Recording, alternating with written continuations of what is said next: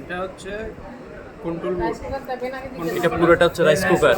পুরোটা হচ্ছে rice cooker. Rice cooker, এটা হচ্ছে কন্ট্রোল প্যানেল। কন্ট্রোল প্যানেল, এখানে ইন্ডিকেটর আছে, ইন্ডিকেটর। আর ওয়ার্মের কাজ কি? যখন আপনি কোনো কিছু রান্না করবেন, ওটার রাইসটা যখন রাইস রান্না করতে মনে হয় ওটা হয়ে গেছে, তখন এই ওয়ার্মে দেখাবে। হ্যাঁ, ওয়ার্ম ও দেখাবে। আচ্ছা আচ্ছা। আর এটা হচ্ছে আপনার ম্যাগনেটিক সুইচ। Magnetic switch. এটা হচ্ছে থার্মোস্ট্যাট।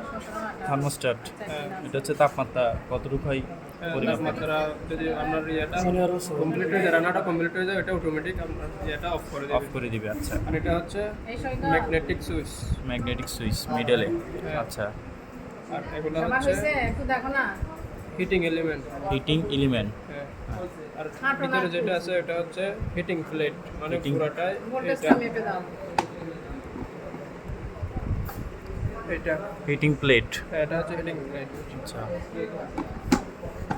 এটা হচ্ছে আপনার ওয়ার্ম প্লেট। ওয়ান প্লেটের কাজ কি?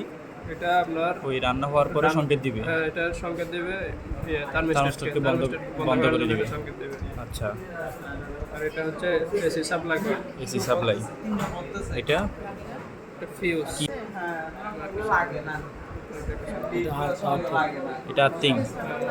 এটা হচ্ছে আর্থিং। এটা পাওয়ার কেবলের। এটা এটাও আর্থিং। তাহলে এটা পাওয়ারের ফেজ নিউট্রাল। আচ্ছা, 40 ওয়াট। আচ্ছা, ঠিক আছে। এটা